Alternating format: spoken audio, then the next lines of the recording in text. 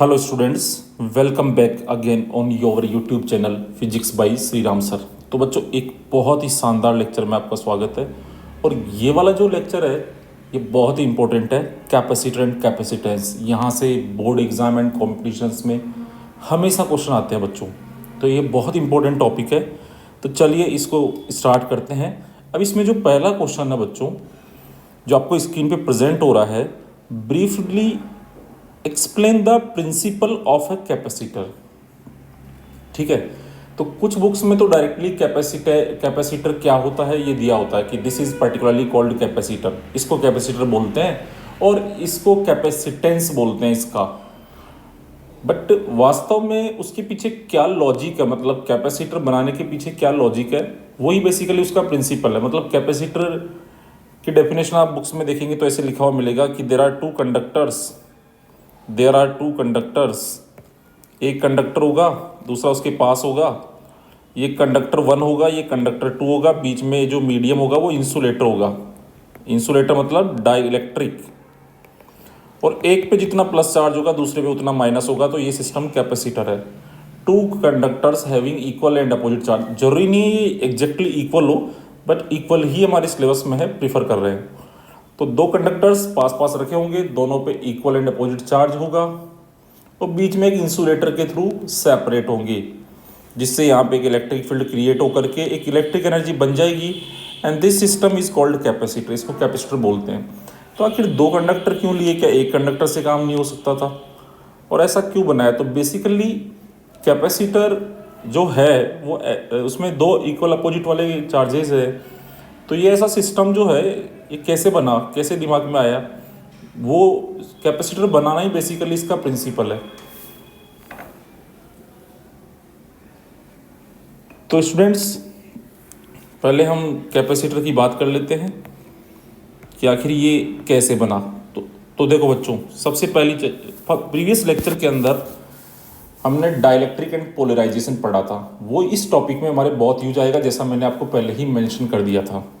इस टॉपिक में dielectric polarisation का यूज़ होगा बच्चों।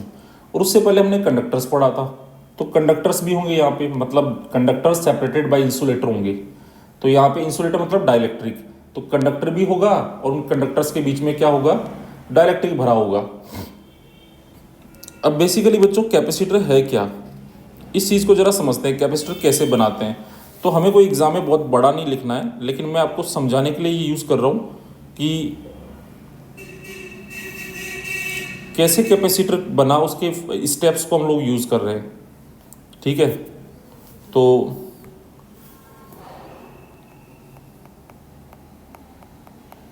मेकिंग अ कैपेसिटर,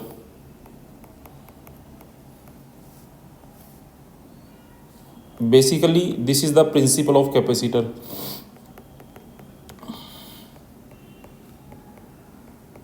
बड़ा इंटरेस्टिंग है बच्चों।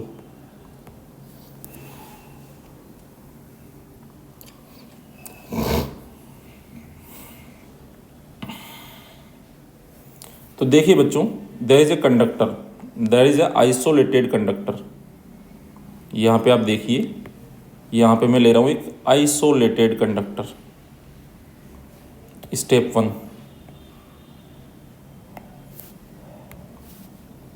Step 1,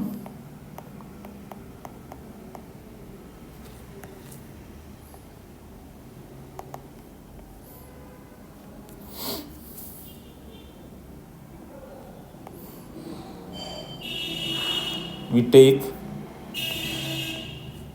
an isolated conductor. अब बच्चों कंडक्टर का फ़ायदा क्या है, तो हमने जैसा प्रीवियस लेक्चर में समझा था कि कंडक्टर का हम लोग यूज़ करते हैं चार्ज स्टोरेज डिवाइस के फॉर्म में, चार्ज को स्टोर करके रखते हैं कंडक्टर के सरफेस पे। एंड तो इसको हम प्लस क्यू चार्ज दे देते हैं बच्चों। कितना? Plus Q. कैसे दोगे? इससे इलेक्ट्रॉन निकाल लेंगे। अगर ये जो कंडक्टर है इससे हम इलेक्ट्रॉन निकालते जाएंगे तो डेफिनेटली इसके ऊपर पॉजिटिव चार्ज आएगा कि नहीं आएगा? पक्का आएगा। तो we take an isolated conductor and supply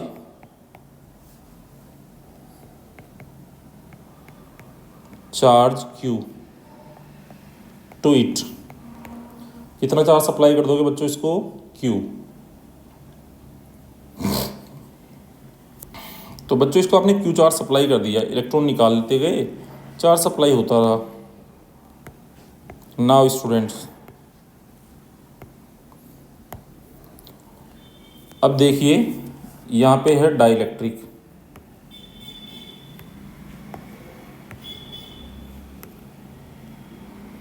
इसके चारों तरफ आपने इसको Q चार्ज सप्लाई कर दिया, ये है कंडक्टर। और दूसरा चारों तरफ क्या है बच्चों, मान लो एयर है, एयर भी तो डाइलेक्ट्रिक है, इंसुलेटर है बच्चों, इसके चारों तरफ इंसुलेटर। अब आप कहोगे सर इंसुलेटर क्यों होना चाहिए, बेटा ये जो चार्ज यहाँ पे इकट्ठा हो रहा है, ये चार्ज फ्लो करके एयर में चला जाएगा, इसके ऊपर रुकेगा ही नहीं अगर ये एयर कंडक्टिंग होगी तो। अगर ये एयर एक कंडक्टिंग मीडियम होगी तो इसको जाने के लिए रास्ता मिल जाएगा, मूव करने के लिए पाथ मिल जाएगा और चार्ज फ्लो कर जाएगा with the help of electrons. तो चार्ज इसके ऊपर क्यों रुकेगा, तो ये जो एयर है ये बेसिकली डाइलेक्ट्रिक है, इंसुलेटर है। अब उसका फ़ायदा क्या है कि ये चार्ज इसके ऊपर रुका रहता है चारों तरफ, कंडक्टर के चारों तरफ इंसुलेटर है बच्चों, उसके कारण ये चार्ज इस कंडक्टर पे रुका रहता है बच्चों। अब इस कंडक्टर को आपने क्यों चार्ज दिया, ठीक है ये छोटा सा स्फीयर है, कोई बहुत बड़ा नहीं ले सकते अपन, बहुत बड़ा स्फीयर नहीं ले रहे, इसका रेडियस मैं 1 सेंटीमीटर ले लेता हूँ बच्चों। कितना रेडियस है, 1 सेंटीमीटर। तो इसकी सरफेस पे यहाँ इलेक्ट्रिक फील्ड निकालते हैं, उसका कारण क्या है, हम इसको चार्ज दिए जा रहे हैं बच्चों, दिए जा रहे हैं, बट एक लिमिट तक दे सकते हैं, क्योंकि इसकी सरफेस या जस्ट अबव द सरफेस यहाँ पे जो इलेक्ट्रिक फील्ड है वो ब्रेकडाउन फील्ड को एक्सीड नहीं करना चाहिए। किसको, ब्रेकडाउन फील्ड को।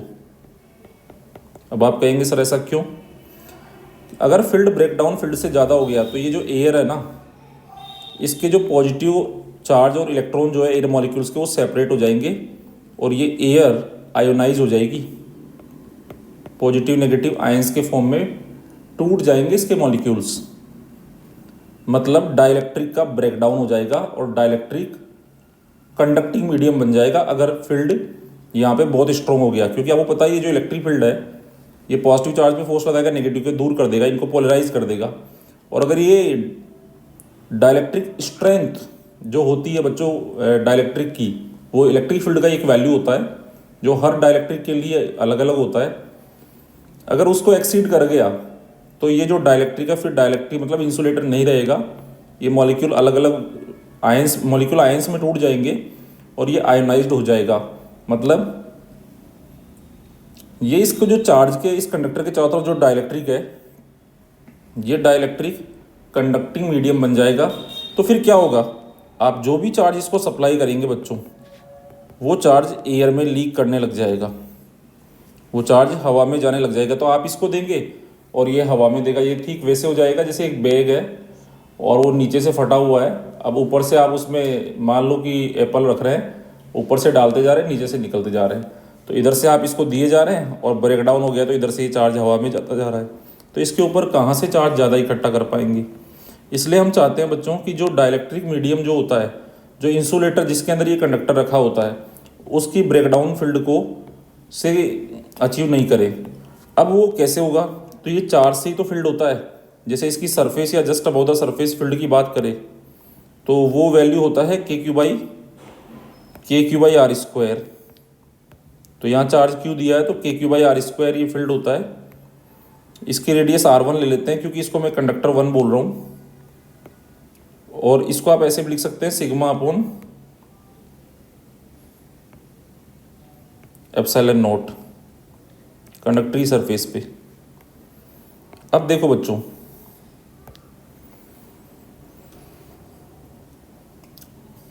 आप इसको मैक्सिमम कितना चार्ज दे सकते हैं, तो इसका मतलब ये हो गया कि आप इसको मैक्सिमम कितना चार्ज दे सकते हैं, जरा वो हम कैलकुलेट करें तो हमें इतना पता है कि इसकी सरफेस या जस्ट अबाउ सरफेस जो फील्ड है वो डाइलेक्ट्रिक स्ट्रेंथ या ब्रेकडाउन से बिलो ही रहना चाहिए, इतना चार्ज दे सकते हैं। तो चलिए ये कैलकुलेशन मैंने की है, एक बार इसको साइड में करते हैं। अगर फील्ड निकाला तो हम पोटेंशियल भी निकाल पाएंगे बच्चों। तो देखिए इधर जब आप इसको चार्ज सप्लाई करेंगे तो चार्ज इस तरह से सप्लाई करेंगे कि डाइलेक्ट्रिक का ब्रेकडाउन ना हो।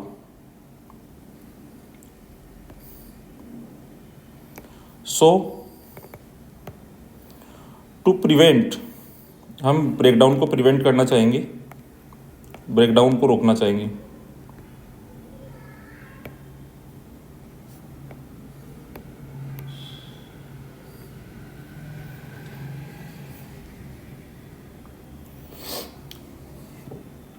तो एयर के लिए जो ब्रेकडाउन फील्ड होता है वो 3 × 10⁻⁶ वोल्ट पर मीटर होता है बच्चों। तो हम जो फील्ड यहाँ पे हम जब चार्ज देंगे तो जो फील्ड क्रिएट होगा इसकी सरफेस पे E, this E should be less than और equal to dielectric strength.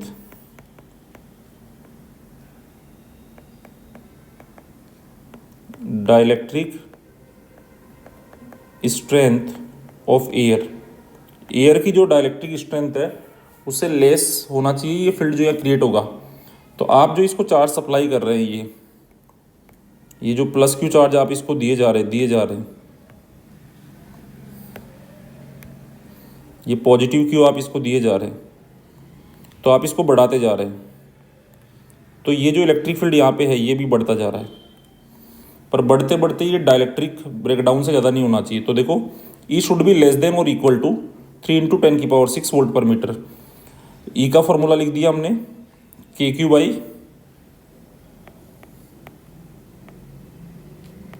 R1 square, R1 क्यों, क्योंकि अभी हम एक और कंडक्टर लेंगे। K का वैल्यू डाल दिया बच्चों 9 × 10⁻⁹, ये K का वैल्यू हो गया। Q हमें निकालना है, कितना दे सकते हैं। रेडियस बच्चों 1 सेंटीमीटर है, मतलब 10⁻⁻² मीटर है, तो उसका स्क्वायर करेंगे तो 10⁻⁻4 हो जाएगा। नाउ ये 10⁻⁻4 इधर चला गया और 9 × 10⁻9 नीचे आ गया बच्चों। तो हमारे पास ये वैल्यू आया 10⁻6 से मैंने इसको कैंसिल कर दिया, 10⁻3 और 9 से 1/3 इंटू, और ये 3 पावर ऊपर गया तो 10⁻⁻7, इसको मैंने लिख दिया 1/30 into 10⁻⁻6 coulomb. So it is basically 1/30 micro coulomb.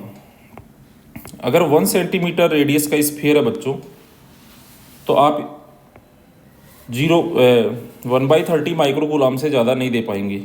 इससे ज़्यादा चार्ज अगर आपने दिया, 1/30 जो वैल्यू आ रहा है 0.033, ये जो चार्ज आपने दिया 0.033 माइक्रो कूलाम, तो अगर इससे ज़्यादा या चार्ज दिया आपने, तो यहाँ पे जो एयर है, इसके चारों तरफ जो एयर है वो इंसुलेटर नहीं होके कंडक्टर बन जाएगी और ये चार्ज हवा में जाने लग जाएगा, तो स्टोर इसके ऊपर रुकेगा ही नहीं। तो इससे ज़्यादा आप नहीं दे सकते। तो यार दिमाग में आता है कि नहीं, हमें तो इतने से चार्ज से काम चलेगा नहीं, हमें तो ज़्यादा चार्ज देना है। We want to increase this, हम इसको क्या करना चाहते हैं कि ज़्यादा charge, we want to increase charge storage capacity, ये हमारा टारगेट है कि यार ज़्यादा चार्ज दो। लेकिन बच्चों हम तो बंधे हुए हैं, हम तो फंसे हुए हैं कि यार इससे ज़्यादा दे देंगे तो इसके चारों तरफ जो डाइलेक्ट्रिक है, अच्छा कोई मीडियम आपने ऐसा भी ले लिया जिसका डाइलेक्ट्रिक स्ट्रेंथ 3 × 10⁻6 नहीं 30 × 10⁻6 है, तो आप उसको चलो 10 टाइम्स ज़्यादा दे दोगे, तो आप उसको 0.33 माइक्रो कूलाम दे दोगे। पर एक लिमिट होगी ना बच्चों देने की, मतलब आप बहुत ज़्यादा नहीं दे पाएंगे। अच्छा वी को देखते हैं कि चलो E 3 × 10⁻6 है, मतलब ऑलमोस्ट 30 लाख वोल्ट पर मीटर है, तो वी क्या होगा, तो वी होता है बच्चों KQ/R। तो ये जो एक आर है ना, ये वाला इधर भेज दे R1, तो KQ/R1 वी हो जाएगा। तो इसका जो पोटेंशियल होगा ना V, इसका जो पोटेंशियल होगा V, या फील्ड को मैं E1 ही बोल देता हूँ, तो इसका जो पोटेंशियल होगा V1 वो हो जाएगा KQ/R1, वो हो जाएगा E × R1। अब E था 3 × 10⁻6 और R1 है 10⁻² मीटर, तो तो ये 3 × 10⁴ मतलब 30,000 वोल्ट का पोटेंशियल होगा इसकी सरफेस पे। यहाँ पे जो फील्ड तो 30 लाख वोल्ट पर मीटर का फील्ड होगा और पोटेंशियल 30,000 वोल्ट होगा, जो कि एयर का क्या कर देगा, ब्रेक डाउन कर देगा, उसको आयोनाइज कर देगा, कंडक्टर बना देगा, चार्ज लीकेज स्टार्ट हो जाएगा एयर के अंदर। तो हम चाहेंगे कि यार ये जो पोटेंशियल है इसको डाउन करना, मतलब हमारा टारगेट रहेगा क्यों ना इस पोटेंशियल को डाउन करें। तो इस पोटेंशियल को डाउन करने के लिए हमारे पास क्या तरीका है, हमारे पास तरीका क्या है।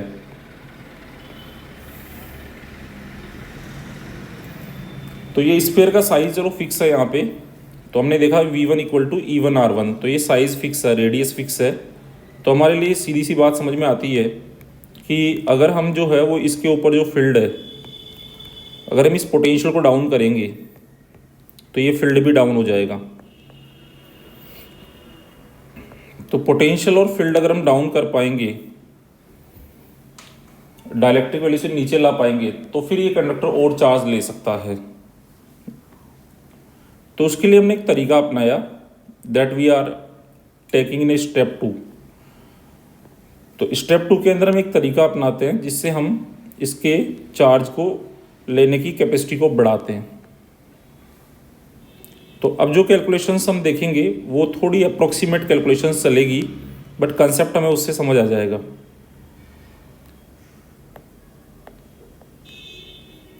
तो इसके ऊपर चार्ज तो इकट्ठा हो गया, पर हम उसको बढ़ाना चाहते हैं। तो हम स्टेप 2 में चलते हैं। उसके लिए हम क्या करते हैं, उसके लिए हम जो टेक्निक अपनाते हैं उसी से हमारे को जो डिवाइस बन के आती है वो कैपेसिटर होती है। तो स्टेप 2, उसके लिए हम क्या करते हैं, ये जो कंडक्टर है इसके पास एक दूसरा न्यूट्रल कंडक्टर लाके रखते हैं। तो वो डायग्राम मैंने यहाँ बनाया हुआ है, तो चलिए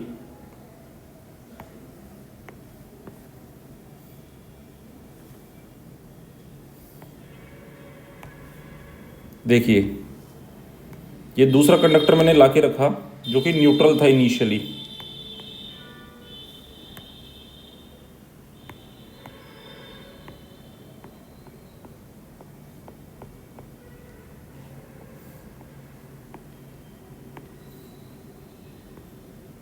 इस पे कोई चार्ज नहीं है बच्चों, इनिशियली न्यूट्रल है पूरा।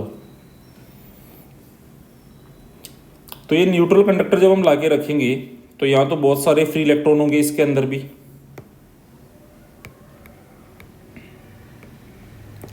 तो इसके अंदर भी क्या होगा बच्चों, ये जो न्यूट्रल कंडक्टर हम लोग लाके रखेंगे यहाँ पे,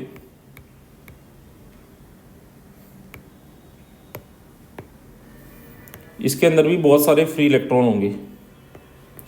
अब क्या होगा, ये जो इलेक्ट्रॉन है ना, इसको ये वाला जो इसका ऊपर जो पॉजिटिव चार्ज था वो अट्रैक्ट करेगा, तो ये सारा नेगेटिव इधर आ जाएगा और इधर पॉजिटिव रह जाएगा, और इस नेगेटिव के अट्रैक्शन के कारण इस पे जो पॉजिटिव वो भी खिंच के इस साइड में आ जाएगा पूरा। तो इसमें क्या होगा कि जैसे यहाँ प्लस क्यू है तो इधर माइनस क्यू आ जाएगा, इधर प्लस क्यू आ जाएगा, ये हो जाएगा।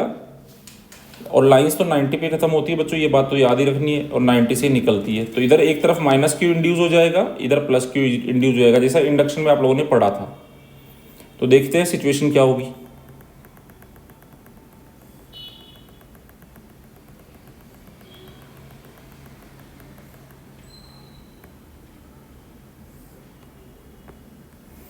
तो सिचुएशन कुछ ऐसी होगी,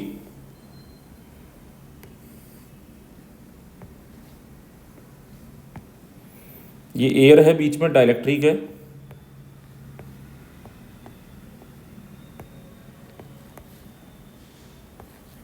यहाँ पे इंसुलेटर है कंडक्टर्स के बीच में।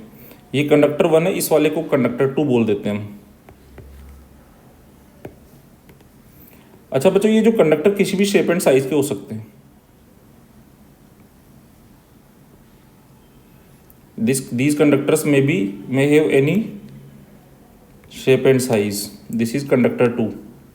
अच्छा, इनको प्लेट्स भी बोलते हैं बच्चों। This is called plate 1 plate 2, मतलब किसी भी शेप एंड साइज के हो सकते हैं। ये मैं तो स्फीयर लेके समझा रहा हूँ, इसका मतलब ये नहीं स्फीयर ही होना जरूरी है। किसी भी शेप एंड साइज़ के हो सकते हैं, बस 2 कंडक्टर होने चाहिए और इनका कॉमन नाम है, किसी भी शेप एंड साइज़ के हो लेकिन एक कॉमन नाम है प्लेट्स। तो इसको हम बोलेंगे प्लेट 1 कैपेसिटर की, और ये कैपेसिटर की प्लेट नंबर 2 हो जाएगी। इनको प्लेट्स बोलते हैं बच्चों, इन कंडक्टर्स को।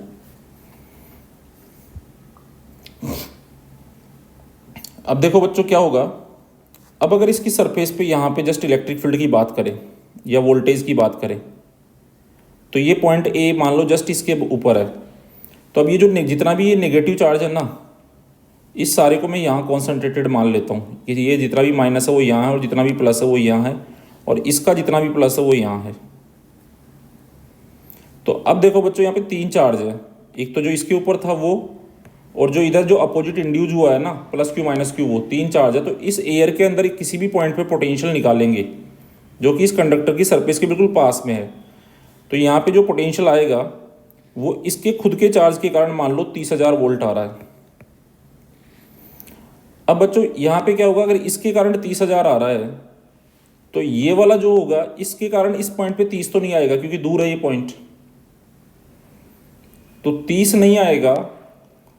तो लेट से कि हम मान सकते हैं कि जो भी वैल्यू इसके कारण आ रहा है कि ये डिस्टेंस मान लो 10 सेंटीमीटर है, तो 10 टाइम्स कम कर दें, डिस्टेंस बढ़ गई ना, KQ/R होता है। तो एक KQ/1 है, एक KQ/10 सेंटीमीटर है, तो 1/10 हो गया। तो इसके कारण 30,000 आ रहा है, तो लेट से इसके कारण 3,000 आ रहा है।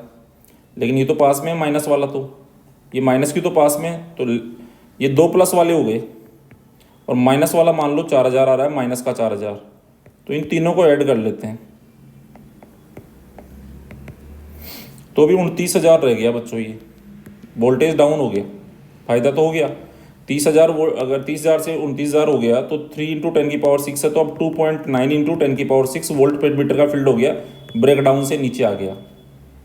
लेकिन इतना नीचे तो नहीं आया, और चाहते हैं हम नीचे आना, तो उसके लिए हम क्या करते हैं तीसरे स्टेप के अंदर। तो यहाँ पे potential decreased but not so much, बिना कुछ किए केवल एक चार्ज कंडक्टर के पास में न्यूट्रल कंडक्टर को रख दें तो इसका पोटेंशियल डाउन हो जाता है, and we can supply more charge. Potential और ब्रेकडाउन यहाँ पे जो इसका फील्ड है और पोटेंशियल के वैल्यू डाउन हो जाते हैं, तो हम इसको और चार्ज सप्लाई कर सकते हैं। ये फ़ायदा हो जाता है बच्चों, क्योंकि अब ये कहेगा कि यार मेरे यहाँ पे फील्ड तो 3 × 10⁶ नहीं है, पोटेंशियल 30,000 नहीं है, तो आप जो है 29,000 ही है, तो आप थोड़ा चार्ज और दे दो जब तक कि 30,000 ना हो जाए, ब्रेकडाउन ना हो, तब तक आप दे सकते हो। तो अल्टीमेटली कुछ ऐसा ही प्रोसेस है। तो यहाँ पे देखिए होगा क्या बच्चों, तो इसके लिए हम ये इन्फॉर्मेशन को ले लेते हैं।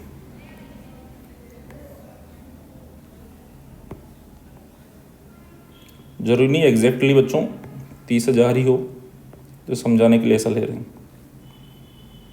ये सॉरी 3,000 ही हो। तो ये कुछ हुआ।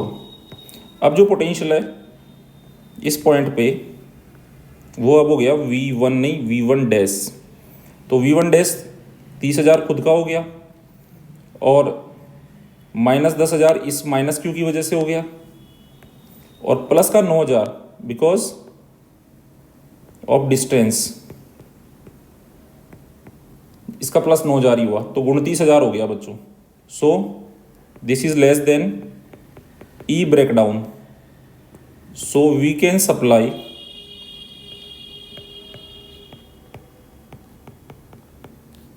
more charge to conductor।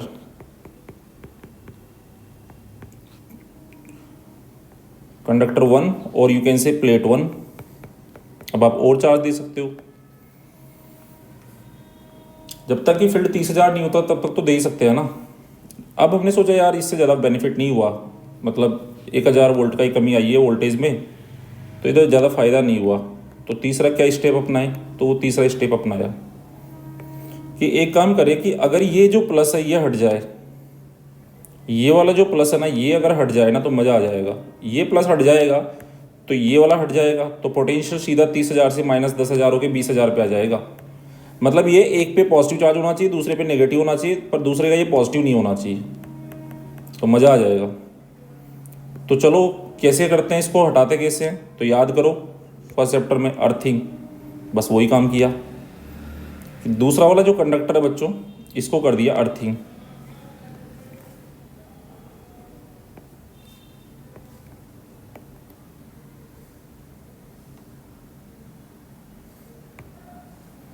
तो अर्थिंग करते ही क्या हुआ कि ये जो है इस पे प्लस क्यू रह गया, इस पे माइनस क्यू रह गया, और ये जीरो हो गया बच्चों, ये अर्थ में चला गया। तो अब जो पोटेंशियल आया इस पॉइंट पे, that is V1 double dash, तो वो आया इसकी खुद का प्लस 30,000 और दूसरे का नेगेटिव है बट थोड़ा दूर है, तो माइनस 10,000, तो 20,000 हो गया। तो 2 इंटू 10⁶ से पोटेंशियल डाउन होके 3 इंटू 10⁶ से डाउन होके 2 इंटू 10⁶ ही आ गया। मतलब अगर मैं यहाँ पे बात करूँ तो 3 इंटू 10⁶ वोल्ट पर मीटर एयर का ब्रेकडाउन फील्ड होता है, तो ये ब्रेकडाउन से काफ़ी नीचे आ गया और पोटेंशियल तो 20,000 पे आ गया 30,000 से। So we can supply more charge before E reach its breakdown value. तो अब हम सप्लाई कर सकते हैं अच्छा खासा चार्ज। तो 2 कंडक्टर होने चाहिए और दोनों पे चार्ज जो है वो इक्वल अपोजिट होना चाहिए। अब आप कहेंगे सर टोटल चार्ज तो यहाँ जीरो इकट्ठा हुआ है, तो ऐसा नहीं होता। कैपेसिटर का चार्ज जो होता है वो किसी एक प्लेट के चार्ज को बोलते हैं। जैसे होगा क्या, ये कंडक्टर 1 था, ये कंडक्टर 2 है अपना, प्लेट 2 कंडक्टर 2 जो बोलते हैं।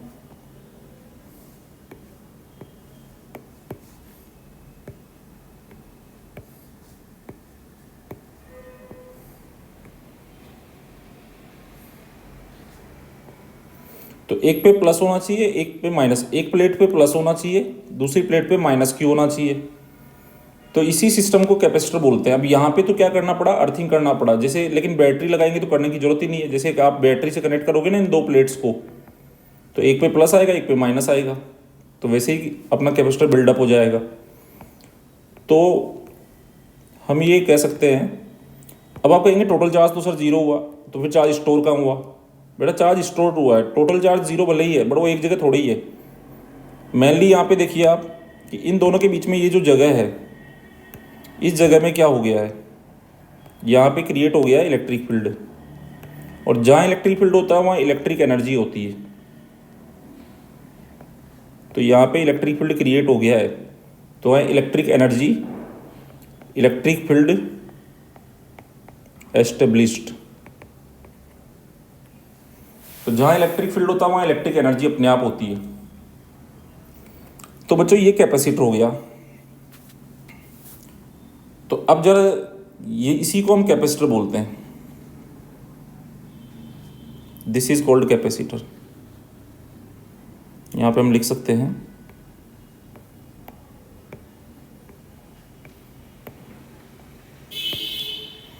तो हमें ये जो डिवाइस मिली है यही बच्चों कैपेसिटर है।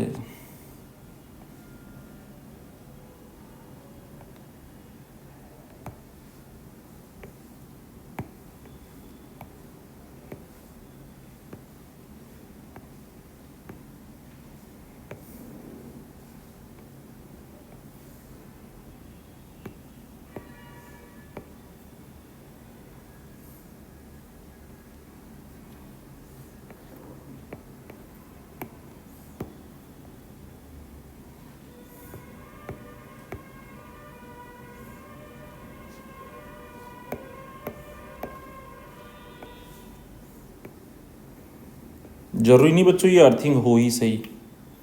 अब जैसे बच्चों ये प्लेट 1 है, इस पे प्लस क्यू चार्ज है, दूसरे पे माइनस क्यू चार्ज है।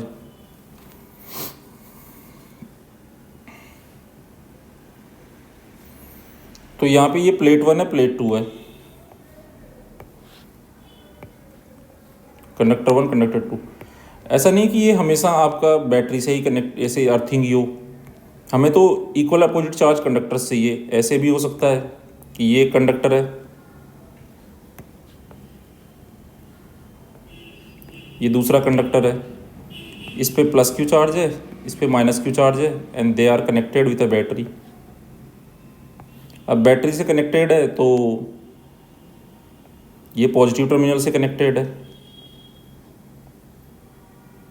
और दूसरा वाला नेगेटिव टर्मिनल से कनेक्टेड है।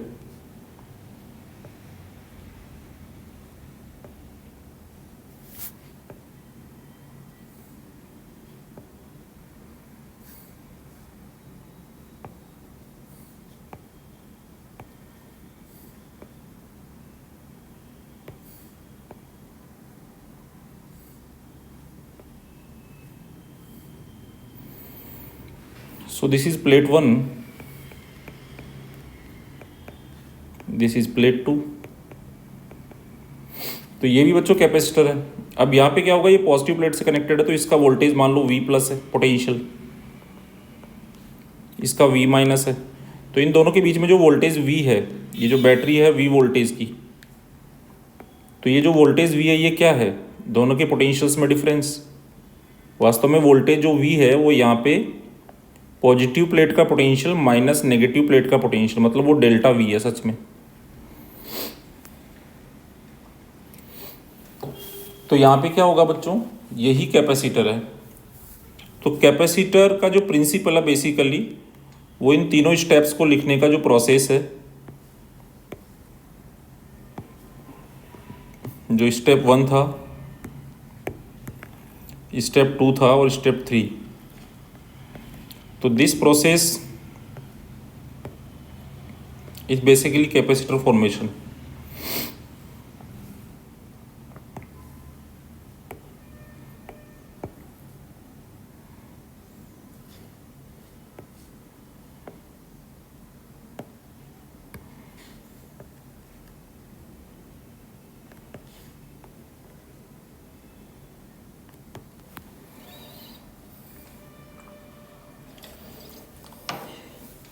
तो जैसा इन्होंने बोला है कि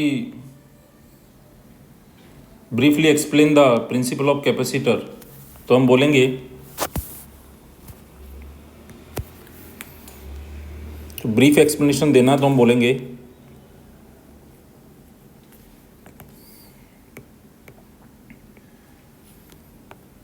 we place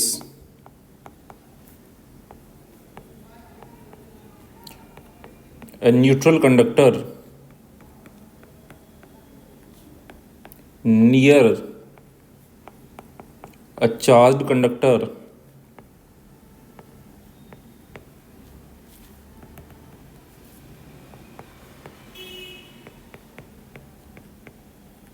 near a charged conductor and then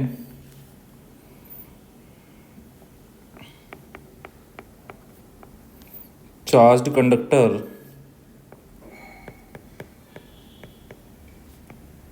is connected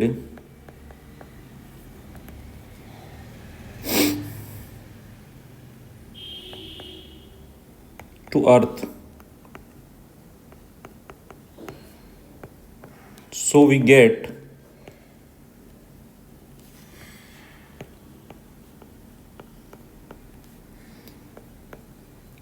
two equal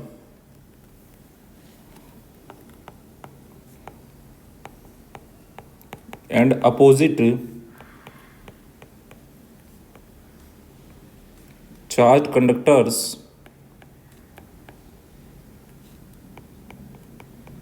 separated by an insulator.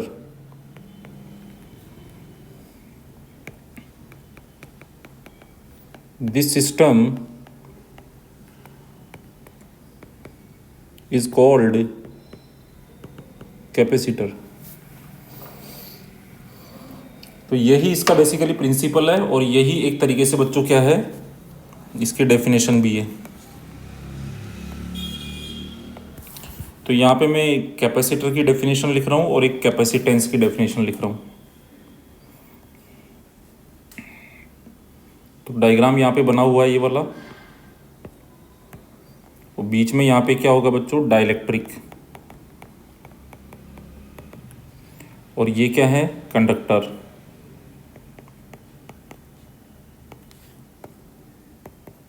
Dielectric मतलब इंसुलेटर।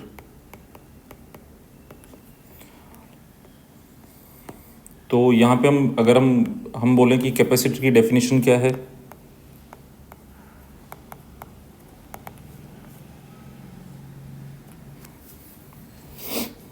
तो कैपेसिटर की डेफिनेशन हो जाएगी two equal and opposite charged conductors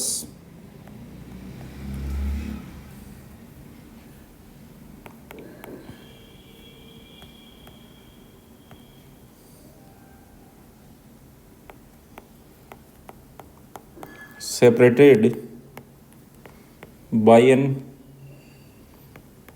insulator means dielectric medium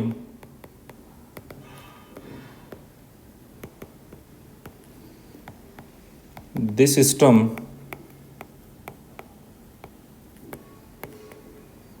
is called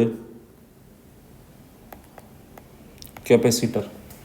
इस system को क्या बोलते हैं बच्चों? कैपेसिटर। Now capacitance. कैपेसिटेंस क्या होता है?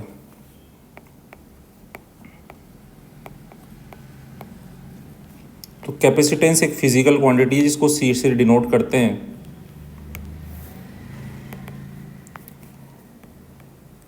ये कैपेसिटर की एक प्रॉपर्टी है। Capacitance of a capacitor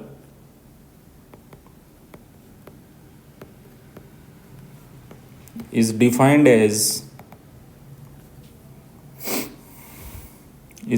as charge on, हम मैग्नीट्यूड लेना क्योंकि चार्ज तो प्लस माइनस दोनों में होता है। Defined as magnitude of charge on any one plate, मतलब conductor,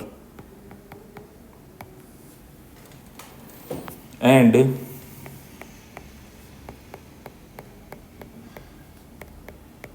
potential difference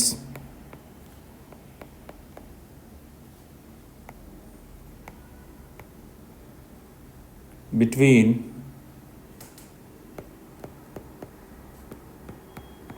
both plates। तो इसमें क्या होता है बच्चों कि ये जो अपन ने जैसे लिया,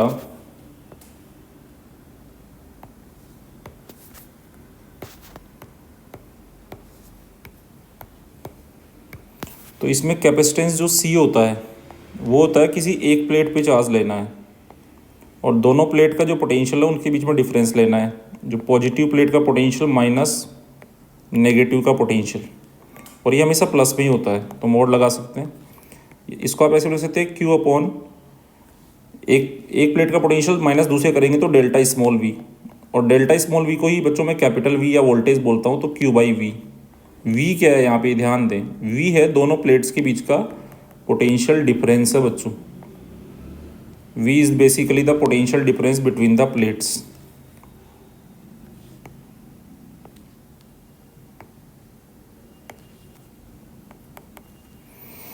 तो यहां से सी हो गया क्यू बाई वी।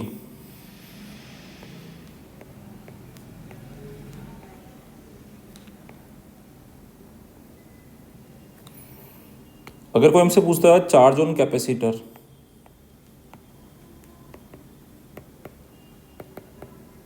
तो हम बोलेंगे बच्चों magnitude of charge on any one plate, किसी भी एक प्लेट पे चार्ज लेंगे बच्चों, दैट इज क्यू। अच्छा, ये जो कैपेसिटेंस हमने लिखा,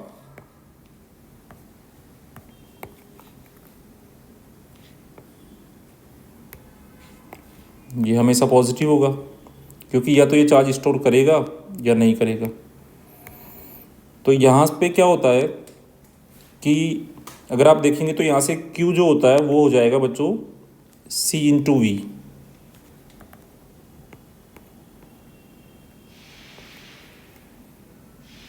अब हम देखते हैं कि अगर हम मतलब Q को बढ़ाते हैं, ये जो Q है ना इसको हम डबल कर देते हैं।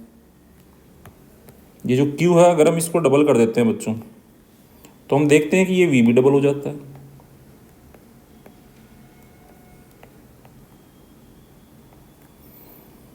तो इसका मतलब है कि Q directly proportional to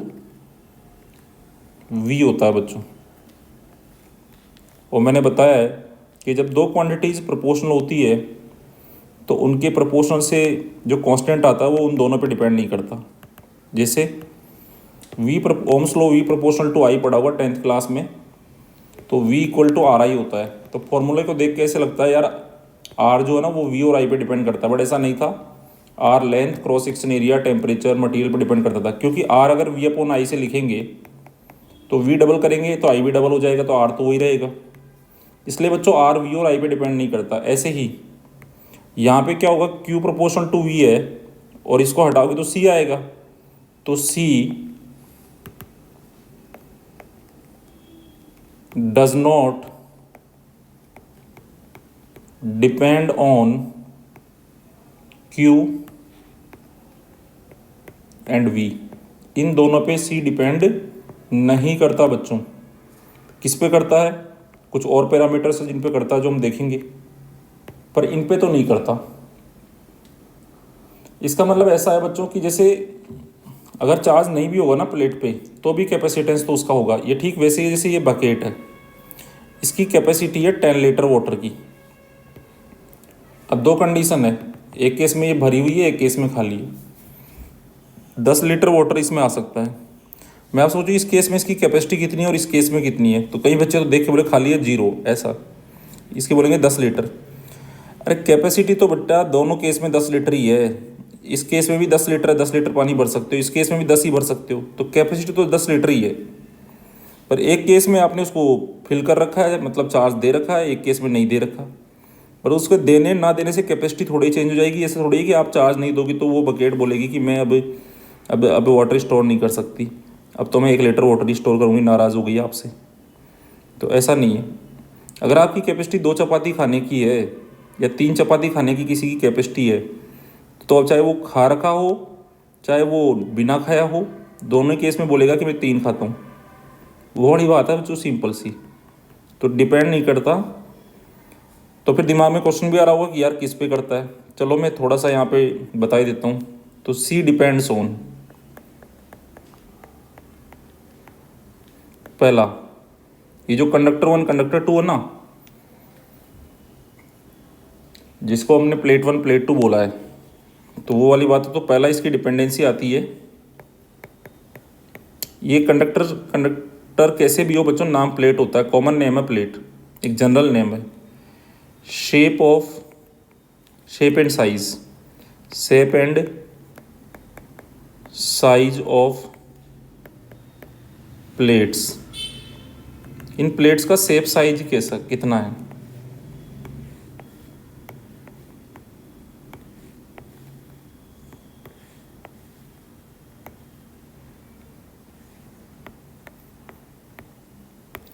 shape and size of plates.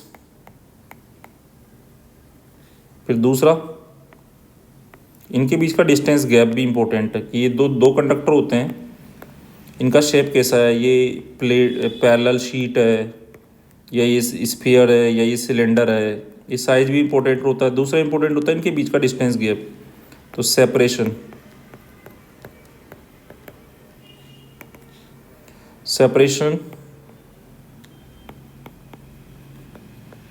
Between plates. और तीसरा जो टर्म आता है वो प्लेट्स के बीच में डाइलेक्ट्रिक मीडियम कौन सा है। डाइलेक्ट्रिक मीडियम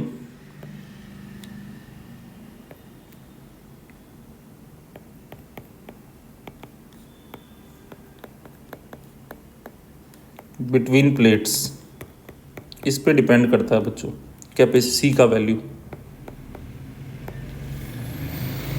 तो यहाँ से सी का यूनिट भी देख सकते हो आप, ऐसा यूनिट